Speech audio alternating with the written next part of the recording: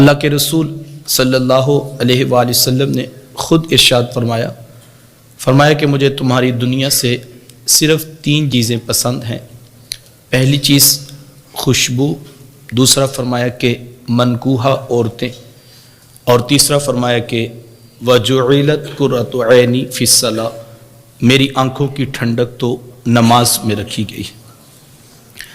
نماز نماز نماز، آخری وصیت امت کے نام یہ تھی کہ لوگوں نماز نہ چھوڑنا، لوگوں نماز نہ چھوڑنا، لوگوں نماز نہ چھوڑنا۔ یہ کس قدر اہم بات ہے، اس کا آپ اندازہ اس سے لگا لیجئے کہ جب میرے حضور اس دنیا سے ظاہری طور پر پردہ فرما رہے تھے تو پورے دین کی پکچر میرے حضور کے بالکل سامنے تھی۔ 23 سال کے عرصے میں مسلسل جد و جہد کے ساتھ امت کو دین سکھایا۔ 13 سال مکہ المکرمہ میں اور 10 سال مدینہ المنورہ میں، پورا دین امت کو جو دیا وہ میرے حضور کے بالکل سامنے تھا۔ اب پورے دین میں سے ایک چیز کا انتخاب آخری لمحات میں کیا اور وہ نماز تھی، جبکہ زکوٰۃ، روزہ، حج، عدل و انصاف کی تعلیمات، مساوات کو قائم رکھنا، اخلاق اچھے رکھنا،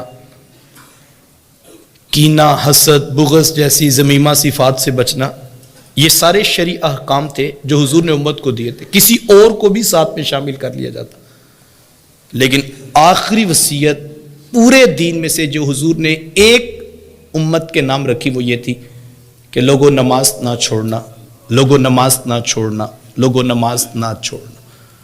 جبکہ دوسری طرف دیکھیں، سینکڑوں آیات قرآن مجید کے اندر نماز کے موضوع پر موجود تھی، اور میرے حضور جانتے تھے کہ قیامت تک قرآن مجید کا لفظ لفظ محفوظ ہو چکا ہے۔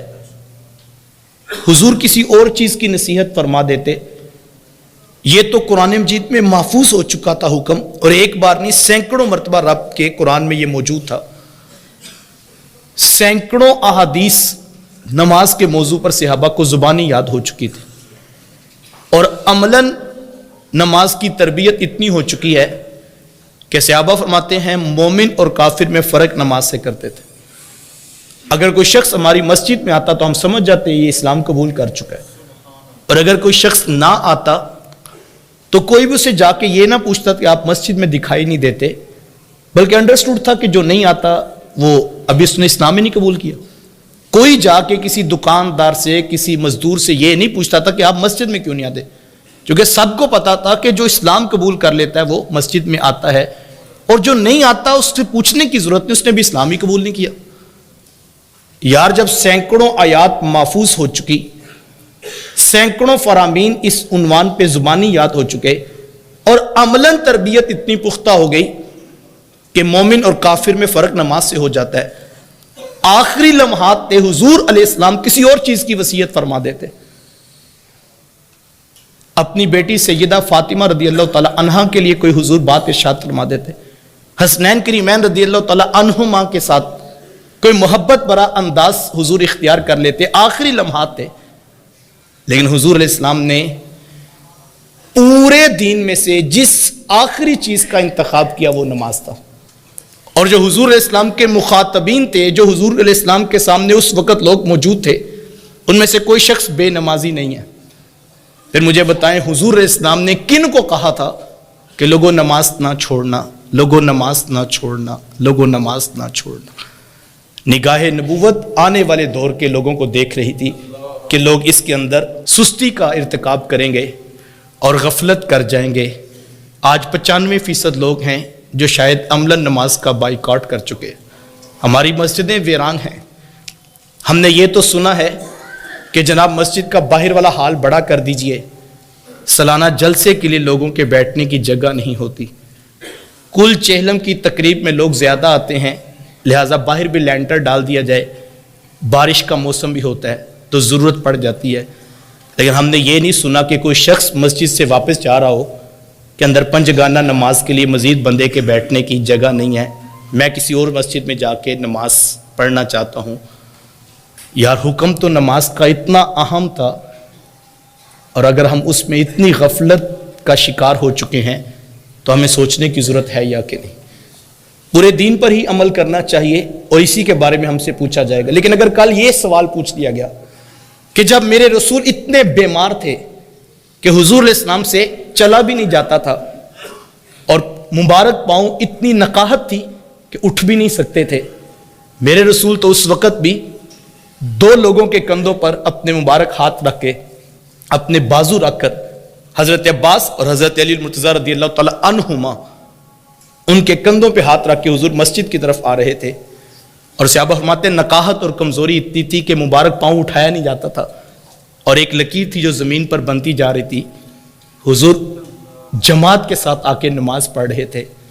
میں دیکھوں میں کہاں کھڑا ہوں، آپ اپنا محاسبہ کریں ہم کہاں کھڑے ہیں. آخری وصیت یہ تھی نا کہ لوگوں نماز نہ چھوڑنا. لیکن جیسے ہی کل قیامت کا دن ہوگا، حضور فرماتے ہیں ان اول ما یحاسب بہ العبد یوم القیامہ الصلاۃ، جس شے کے بارے میں سب سے پہلے پوچھا جائے گا وہ نماز ہے. دیکھیں اس کی بہت ساری حکمتیں، یہ بنیادی چیز تھی. لیکن دیکھیں پورا 23 سال میں جو دین دیا، اللہ نے اس پورے دین کے بارے میں ایک مومن سے پوچھنا ہے کہ جو اس کی ضرورت تھی، جو تقاضے تھے اس نے پورے کیے، جو اس کے احکامات اس کے لازم آتی تھی، جو ذمہ داری اس نے نبھائی کہ نہیں، یہ پوچھی جائیں گی. ہر امیر سے اس کی رعایا کے بارے میں، ہر اس کے دائرہ کار میں سوالات ہوں گے. لیکن ذرا غور کیجئے گا، سب سے پہلا سوال قیامت کے دن نماز کا ہوگا. کیوں؟ بہت سارے جواب ہوں گے اور بہت ساری حکمتیں ہوں گی، لیکن ایک یہ بات سمجھ میں آتی ہے کہ یہ سوال سب سے پہلے شاید اس لیے رکھا گیا کہ جب میرے رسول کی طبیعت نقاہت، بخار، کمزوری میں تھی، میرے رسول نے آخری پیغام امت کو نماز کا دیا تھا. سانس ٹوٹنے کے بعد دوبارہ محشر میں جب رب کھڑا کرے گا تو رسول اللہ کی جو آخری بات تھی وہاں سے بات شروع ہوگی، اور وہاں سے سوال پوچھا جائے گا کہ میرے رسول نے تو آخری حکم تمہیں یہ دیا تھا، سب سے پہلے یہ بتاؤ کہ جو آخری حکم دیا تو اس کے اوپر تو نے کتنا عمل کیا تھا. اور پھر حضور نے ضمانت دی اس شخص کو، فرمایا فَإِن صَلُحَتْ فَقَدْ أَفْلَحَ وَأَنجَحَ وَإِن فَسَدَتْ فَقَدْ خَابَ وَخَسِرَ. فرمایا جو نماز میں ٹھیک نکلا، جو اس میں کامیاب ہوا وہ کامیاب ہو گیا. جس کی نماز ٹھیک نکل آئی اور جس کی نماز ٹھیک نہ نکلی، حضور فرماتے ہیں وہ